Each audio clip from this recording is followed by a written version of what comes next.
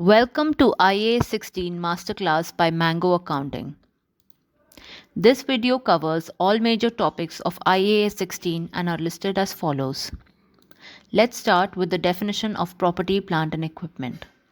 They are tangible assets that are number 1, held for use in the production or supply of goods and services or for rental to others or administration purposes. And number 2, are expected to be used during one or more periods. Example of property is office building. For plant, it is a factory premises, and for equipment, it is all the equipment in the factory premises used to make goods. Next, recognition. Number 1, assets. Property, plant, and equipment are recognized when it's probable that future economic benefits will flow to the entity and the asset's cost can be measured reliably. Number 2, this principle applies to all costs related to these assets when they are incurred, including acquisition, construction, maintenance, and servicing costs. Note the key phrases. First is that there should be probable future economic benefits, and 2, companies should be able to measure cost reliably. Note down and remember all keywords and phrases that will help you remember definitions and concepts. Moving on to initial measurement of property, plant and equipment. First, record assets initially at cost, which includes all expenses required to make the asset operational. 2. Proceeds from selling items produced during asset preparation are recognized in profit or loss. 3. For deferred payments, interest must be recognized. Point to remember is initial recognition at cost to make asset operational. Now, measurement after initial recognition, meaning subsequent measurement. 2 accounting models are allowed. First is the cost model and second is the revaluation model.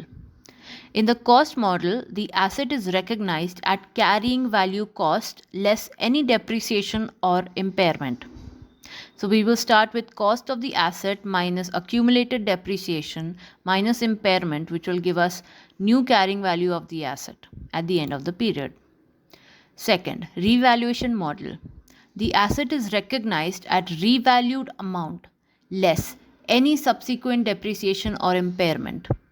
If the revaluation model is adopted, this should be applied to all assets in the entire class. That is, if you revalue a building, you must revalue all land and buildings in that class of asset.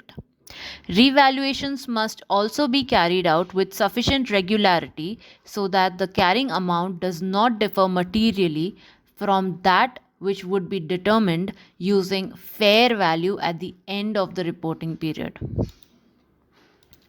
So we will start with fair value on date of revaluation minus subsequent depreciation minus impairment, which will give us the new carrying value of the asset at the end of the period. How to depreciate revalued assets? Assets that have been revalued are depreciated in the same manner as under the cost model, but certain adjustments are required. Follow the below steps. Step 1 is to always determine the revaluation gain or loss. To find this, we must start with carrying amount of asset at revaluation date less valuation at fair value. This will give us a gain or loss on revaluation. How to account for revaluation gains? Where revalued fair value is greater than the carrying amount of asset, it is known as a revaluation gain, meaning our asset has increased in value. We will recognize this via the statement of other comprehensive income. And to do so, the journal entry is as follows.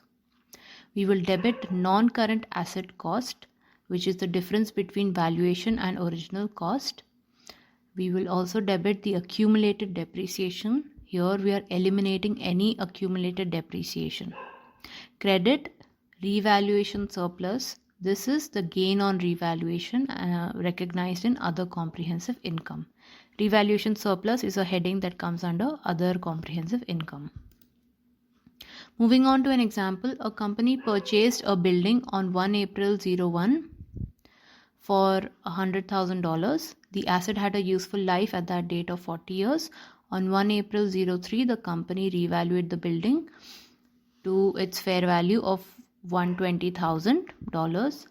We are required to calculate the revaluation gain and prepare the journal entry to account for the revaluation. Now, for the solution, step 1, we will calculate the gain on revaluation. Always take this as your first step.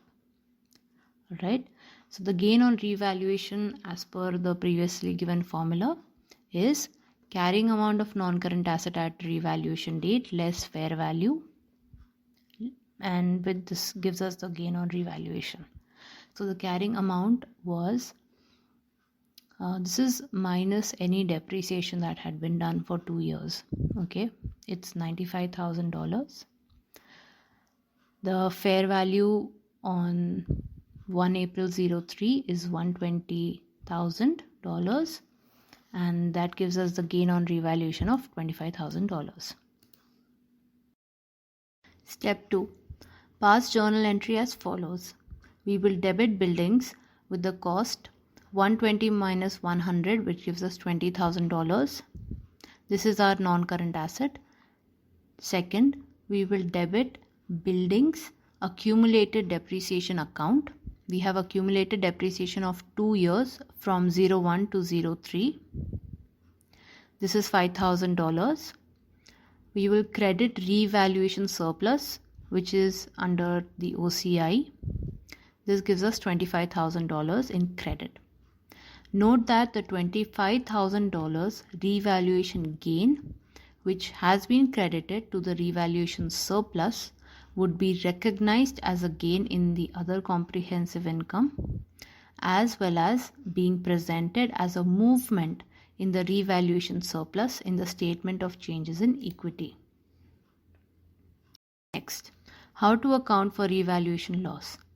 Where revalued fair value is less than the carrying amount of asset, it gives us a revaluation loss, meaning our non-current asset has decreased in value. We recognize this via statement of profit and loss, the SOPL. This is recorded in SOPL, not the OCI, unlike a revaluation gain. The journal entry is as follows. We will debit revaluation surplus to maximum of original gain or balance in revaluation surplus if lower. Debit statement of profit or loss, any additional loss. Debit accumulated depreciation, eliminate any accumulated depreciation. Credit non-current asset cost, which is the difference between valuation and original cost or valuation. Here, let me explain the first 3 debit entries. Let's take the example 1 from a revaluation gain, where we had a revaluation gain of 25,000. Okay, now let's say in the year 2024, upon revaluation, our asset, the building, now costs lesser than what it was, and the revaluation surplus has a balance of 25,000, and supposing our revaluation loss this year is 30,000. All right, so here we will debit, for a revaluation loss, we will debit the revaluation surplus account by 25,000, and the excess 5,000 will go to statement of profit or loss. Out of the 30,000 loss, the $25,000 is offset against the revaluation surplus, the previous balance. All right, and the excess goes to statement of profit or loss.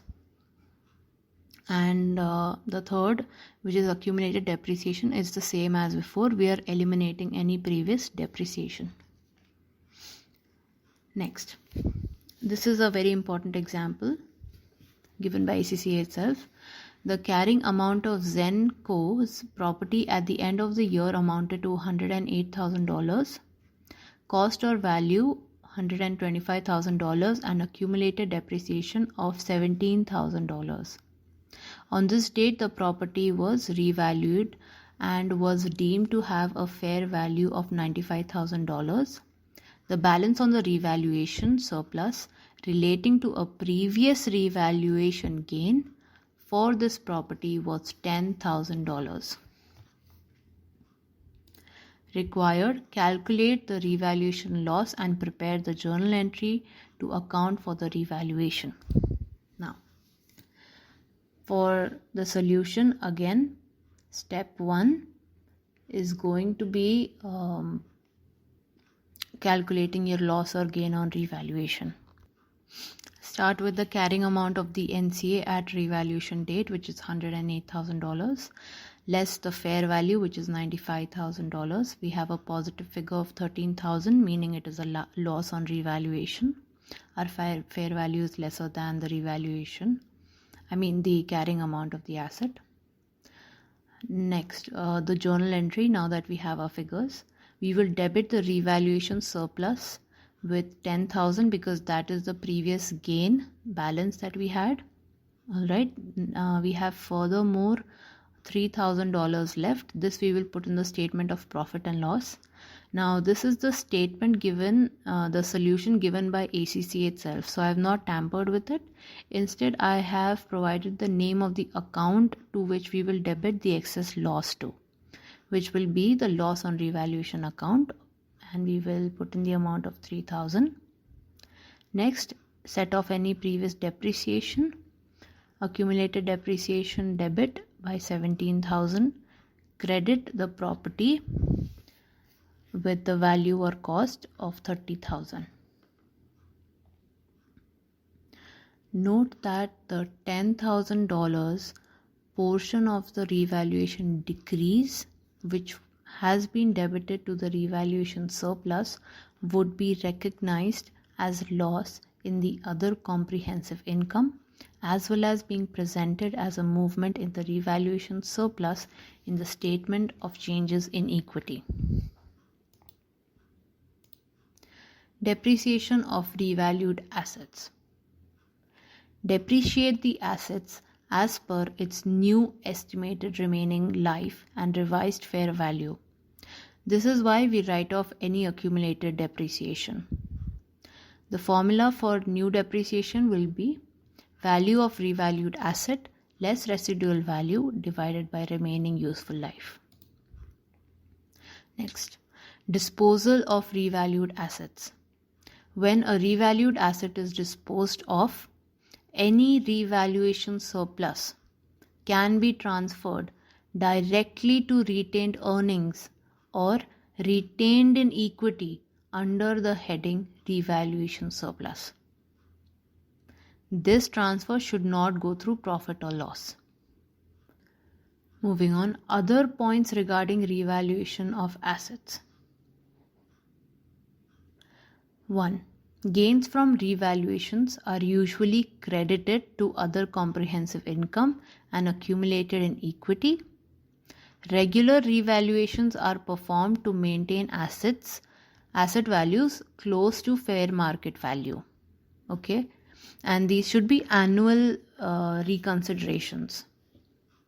Third, apply revaluation policy consistently to entire class of asset and consider other asset classes policies as well. Next, depreciation as per IAS 16. Below are the points to remember. Depreciation is allocated systematically over an asset's useful life. Number 2, depreciation begins when the asset is available for use and continues until the asset is derecognized. We will continue to depreciate the asset even if it is idle.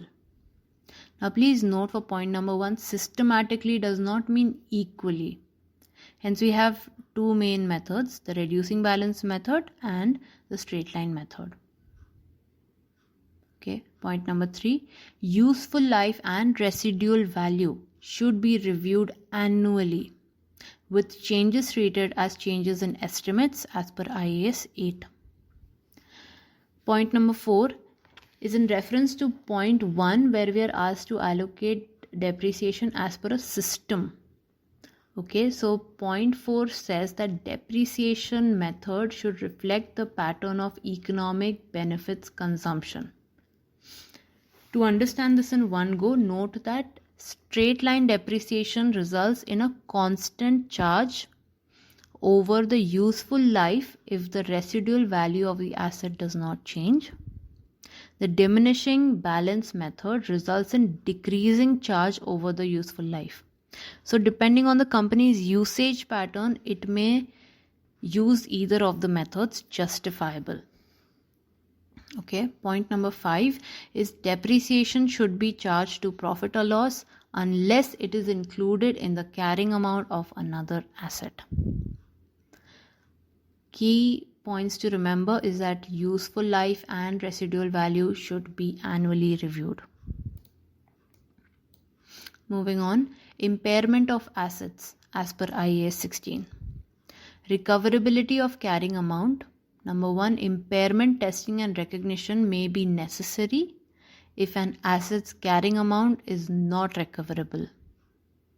Number 2, compensation claims related to impairment are included in profit or loss.